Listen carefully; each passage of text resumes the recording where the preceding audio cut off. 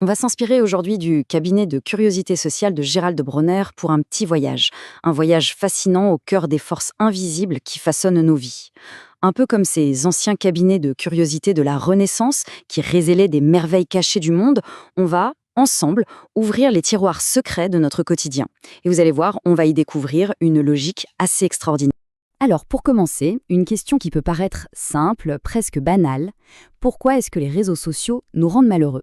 Et pourtant, la réponse à cette question, c'est une porte d'entrée parfaite pour commencer à explorer ces forces invisibles qui nous influencent, bien souvent sans qu'on s'en rende compte.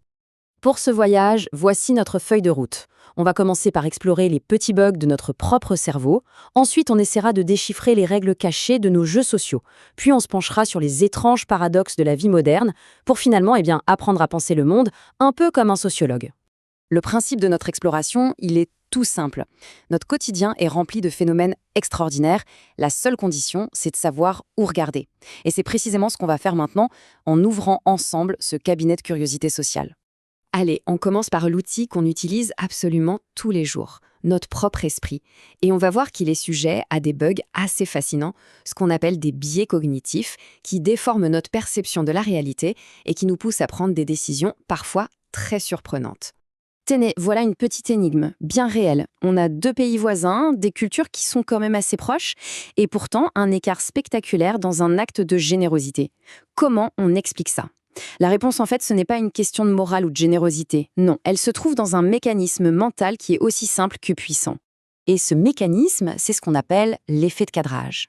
L'idée, au fond, elle est simple, ce n'est pas tant l'information qui compte, mais la manière dont elle est présentée. Le cadre d'une question peut changer radicalement la réponse, même si les faits, eux, restent exactement les mêmes. Prenez cet exemple, il est hyper classique.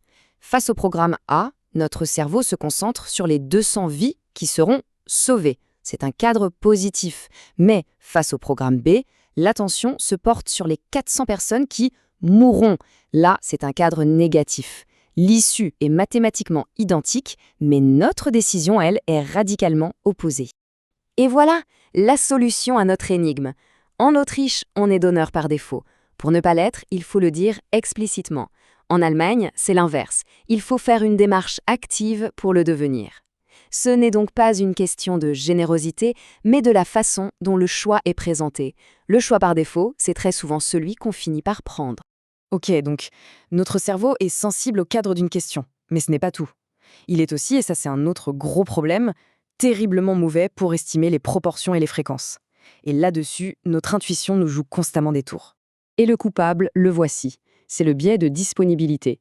En gros, notre cerveau, il fait une confusion. Il confond facile à se souvenir avec statistiquement probable.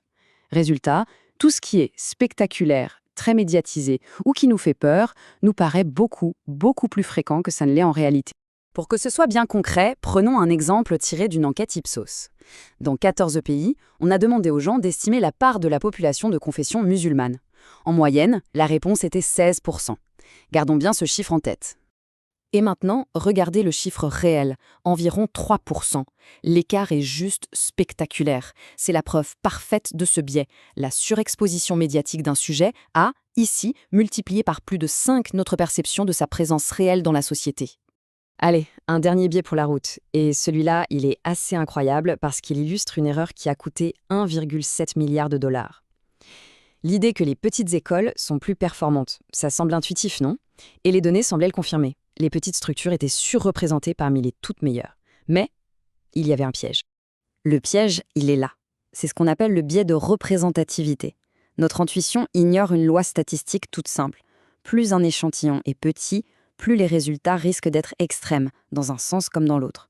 Donc oui, les petites écoles étaient surreprésentées parmi les meilleures, mais elles l'étaient aussi parmi les pires. On n'avait tout simplement regardé qu'une seule face de la pièce. Bon, maintenant qu'on a vu un peu comment notre esprit peut nous jouer des tours, sortons de notre tête pour observer le monde qui nous entoure. Parce que nos interactions sont elles aussi gouvernées par des règles invisibles, de véritables jeux sociaux auxquels on participe tous, souvent sans même connaître les règles. Prenons juste deux de ces règles. D'un côté, il y a la nostalgie, une sorte de nostalgie accélérée où le passé très récent, comme les jeux vidéo des années 90, devient un objet de culte. Et de l'autre, il y a la loi surpuissante de la réciprocité. Le simple fait de recevoir un cadeau, même un tout petit échantillon, ça crée une sorte de dette psychologique qui nous pousse à rendre l'appareil. Et même un objet aussi banal qu'un ballon de foot cache une règle sociale fondamentale. Sa forme ronde, ce n'est pas un hasard. C'est la condition même de l'équité sportive. Ça permet à la trajectoire d'être prévisible et ça garantit donc que c'est le talent qui l'emporte sur la chance. C'est la justice inscrite dans la géométrie même du jeu. Ok, on a regardé notre cerveau à la loupe, nos interactions aussi. Maintenant, prenons un peu de hauteur. On va voir que notre société moderne est pleine de paradoxes. Des situations qui semblent absurdes à première vue, mais qui en disent très long sur notre époque. Alors voilà un paradoxe majeur de notre époque. On a gagné énormément de temps libre, mais on l'a sacrifié sur l'autel de la connexion permanente. Cette fameuse peur de rater quelque chose, le FOMO, nous maintient éveillés et transforme notre temps libre si précieux en une nouvelle forme de travail, la veille sociale. L'ironie, c'est qu'on est devenus les gardiens de notre propre prison numérique. Et puis il y a cet autre paradoxe, le discours politique. La langue de bois, on peut la voir comme une sorte de formule mathématique très simple. Il s'agit de maximiser son exposition médiatique tout en minimisant le contenu et donc le risque. Le but, ce n'est pas de convaincre, c'est d'occuper l'espace sans faire de vagues. Bon, on a exploré pas mal de choses, les bugs de notre cerveau, les règles de nos interactions et les paradoxes de notre société. Maintenant qu'on a assemblé toutes ces curiosités, la question c'est à quoi ça sert tout ça ? Qu'est-ce que ça change, au fond, de penser en sociologue ? Eh bien, comprendre tous ces mécanismes, c'est un peu comme s'équiper d'une nouvelle paire de lunettes pour regarder le monde. C'est acquérir la capacité de naviguer plus lucidement dans nos vies, de décoder les comportements humains et surtout de ne plus être simplement le jouet de ces forces invisibles. C'est ça l'essence même de l'esprit critique. Et on va terminer avec cette question. Notre cerveau, avec tous ses biais et ses appétits hérités de la préhistoire, il est aujourd'hui confronté à un monde d'informations surabondantes, de sollicitations permanentes. Un peu comme notre goût pour le sucre, hérité de nos ancêtres, est devenu un problème dans une société d'abondance, nos plaisirs cognitifs immédiats sont-ils encore adaptés à l'ère numérique ? La réponse à cette question déterminera peut-être une partie de notre avenir.